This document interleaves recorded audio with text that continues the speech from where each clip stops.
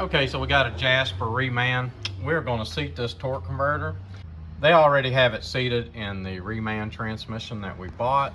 As you can see, they have these brackets on it holding the torque converter all the way back in for shipping. So what we're going to do is run a straight edge from this side of the transmission to this side of the transmission. We are going to give you a measurement to the torque converter bolt pad and to the pilot. That way you will know that the torque converter is all the way back in there. Also, what we're going to do is once we get the bell housing bolted up to the engine, we are going to show you through this inspection plate right here of how easy you should be able to turn that torque converter and make sure that you have it to where you are not going to destroy your pump or your torque converter. So let's get started.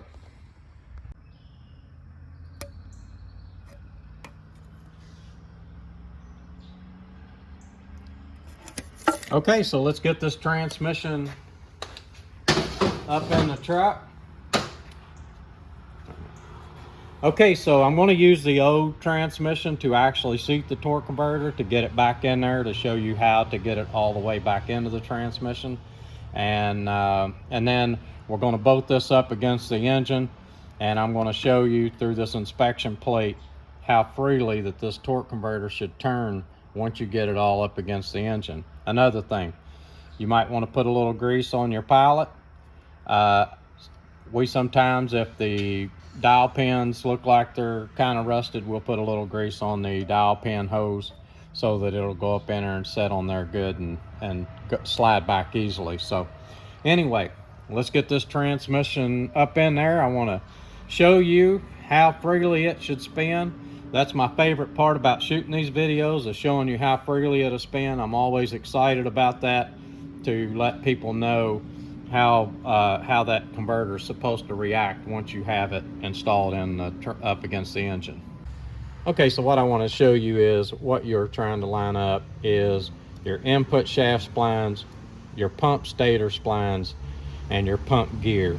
And let me show you those on the torque converter. Okay, so what you're trying to line up is your input shaft. And you can see in this other little video here, I'm showing you the input shaft splines in the converter. Your pump stator splines, and you can see the pump stator splines in the torque converter, and your pump gear. You can see on your torque converter that your pump gear, it will slide down on these two flat sides of the torque converter neck. Okay, so what you want to do is just grab the torque converter pilot. The pilot is this part of the converter right here. And then I just grab these tabs. Now you have to watch when you start turning this converter. Make sure your hand doesn't slip off and hit this. It will cut you. This is very sharp. Not as sharp as the 6L80s or the 6L90s. But it is still sharp enough to cut you if you would slip off of there and hit it. So just be careful with that. I always like to wear a glove.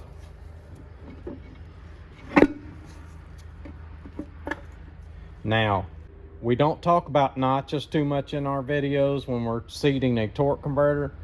We like to go by measurements instead of notches. And the reason is just to say that one of those splines has already lined up when you slide the converter up there, then you're trying to fight and get 3 notches when you're all the way back. So make sure that you look at the measurement and make sure that that's right. The measurement that I gave you at the beginning of the video. Once you get your torque converter back, it should sound like that. What we're going to do is we're going to put the transmission up against the engine. We're going to put all the bell housing bolts in it. As we are doing that, we're going to reach up in here and we are going to turn this converter a little bit and make sure that it's free as we're going up in there.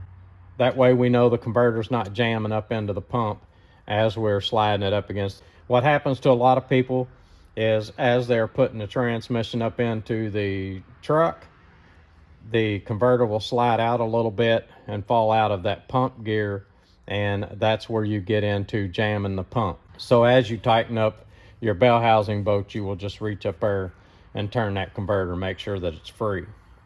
So that's it as far as seating the converter. That's how far that it goes back. That's as far as it goes. We're going to put this up again there, and we're going to show you how free this converter should be once you get the transmission all bolted up against there, and that way you'll know that you got this job done right. I have some tips at the end of this video, so watch to the end of the video and check out those tips. Okay, so we've got the transmission bolted up to the engine, and we are ready to check to see how free our torque converter is. This is the most important part of what goes on, because you need to make sure that the converter is free. Now, what I want to tell you is, as you are tightening the bolts up on the bell housing and putting the transmission up against the engine, you want to reach up in here and turn this converter as you're doing it, and make sure that it doesn't bind up or give you any issues, because if it does, then you need to pull the transmission back out and reseat that converter before you do some damage. Don't pull it all the way up again there and not be able to turn this converter. So, all right, here we go. We're going to see how free this converter is, and you can see I can just push it with my finger. This is a good job. This is exactly what we was looking for, and this is great. We're ready to go ahead, finish bolting this transmission up, putting our torque converter bolts in it. What I like to do, let me show you real quick. All right, and so that brings us to my favorite part of checking the torque converter. And watch this. I like to put a screwdriver right up in there, and I like to look at my flex plate and my bolt pad, and I just slide it back again there. And that way you know you got it and you ain't got to worry about it. We're going to finish putting this transmission in there. This is Code Man's Auto. Thanks for watching. Okay, so here's something that I want to show you when you are installing a transmission. If you're pulling out your old transmission, like we was putting a reman transmission in, you'll want to make sure that your 2 dowel pins are up in the engine and that they are not stuck in your old transmission. Now this is important because your dowel pins is what holds the engine and the transmission true to one another. If you have one of the dowel pins missing and your transmission is cocked a little bit, it'll wear the bushing out in the pump and cause you a front seal leak. So you don't want that. So just make sure your dowel pins are both in the engine before you start installing your transmission.